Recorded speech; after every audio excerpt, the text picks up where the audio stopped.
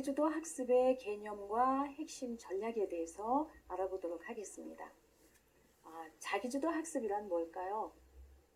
타인의 조력 여부와 관계없이 학생 스스로 학습의 주도권을 갖고 학습 목표를 스스로 설정하며 자신에게 맞는 효율적인 학습법과 학습 전략을 사용하여 실행한 후 스스로 결과를 평가하고 점검하는 것이 습관화되는 것이라고 합니다. 굉장히 어렵죠? 네, 자기주도 학습이란 자기 스스로 노력하는 것을 이야기하는 건데 그것을 자기가 계획하고 평가하고 그리고 나서 다시 한번 잘 됐는지 안 됐는지 점검을 해보는 그런 과정까지, 그런 일련의 과정을 모두 개인 스스로 해야 된다는 이야기죠. 그런데 이 자기주도 학습이 왜 이렇게 인기일까요? 지식 기반의 개방적인 사회에서는 자신에게 필요한 정보와 지식을 선별해서 스스로 학습하는 능력이 필요하게 되었고, 직업 세계에서의 성공은 자기 스스로가 얼마나 창의적으로 일을 잘 해내는가를 뜻하죠. 그래서 결국 공부는 자기 스스로 해야 한다는 것에 주목하게 된 것입니다. 내 인생의 주인공은 누구입니까? 결국 나예요. 내가 나답게 살아가기 위해서는 어떻게 해야 합니까? 학생들에게 자기 존재감을 일깨워주고 스스로 자기 삶의 주인 의식을 심어주는 것이 굉장히 중요하다고 생각합니다. 참고 도서로는 병일 씨가 받은 유산이라든가 마당을 나온 암탉이라든가 이런 책들을 보면 많이 도움이 되실 걸로 알고 있고요. 그 다음에 자기주도 학습의 핵심 전략에는 세 가지가 있습니다.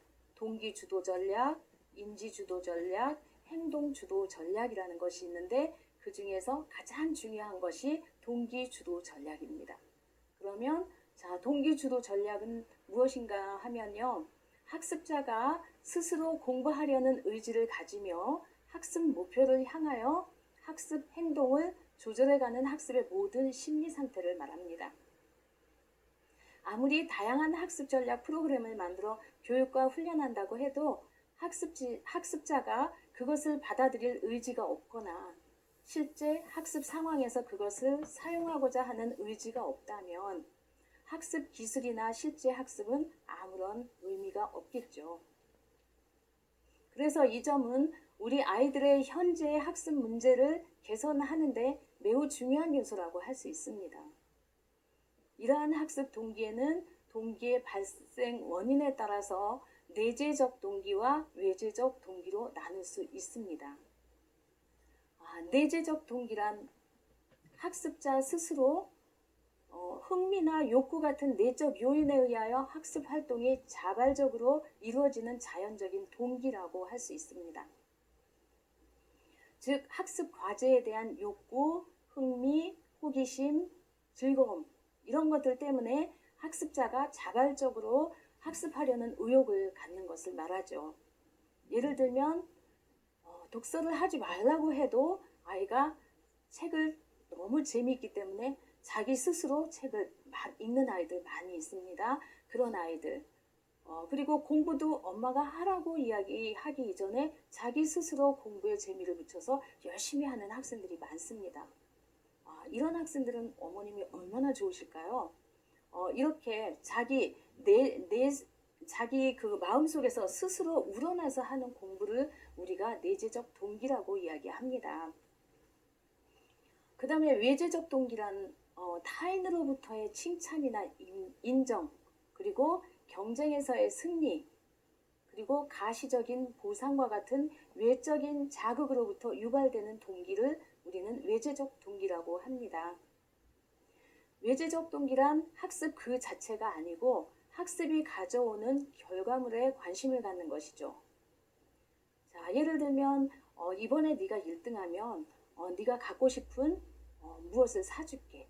오락기 팩을 사준다든가 아니면 핸드폰을 사준다든가 어떤 그 상으로 무엇을 제공하겠다는 그 어머님과의 약속 때문에 이 아이는 열심히 공부를 해서 1등을 하게 되는 그런 경우도 있고요. 특히 우리 이 독서 논술 교실에서는 자, 네가 이걸 다 끝내고 나면 선생님이 뭘 줄 거야. 이렇게 하면 아이들이 굉장히 잘하거든요. 그런데 여기에 너무 이 상벌제도에 갇히게 되면 자기 스스로 하는 힘이라든가 좀 더 심화된 학습을 유발시키기 위해서는 조금 무리가 있다 이거죠. 그래서 이런 외제적 동기에 지나치게 의존하면 학습자가 학습 활동의 가치보다는 보상을 획득하기 위한 활동이 되어서 보다 심화 학습이나 자발적인 학습을 이끌어가는데 방해가 될 수 있다는 것입니다. 따라서 외제적 동기가 학습 활동을 돕기는 하지만 꾸준한 학습 활동을 이끌어가기 위해서는 내재적 동기 유발이 반드시 필요하다고 할 수 있습니다. 두 번째로 인지주도 전략입니다.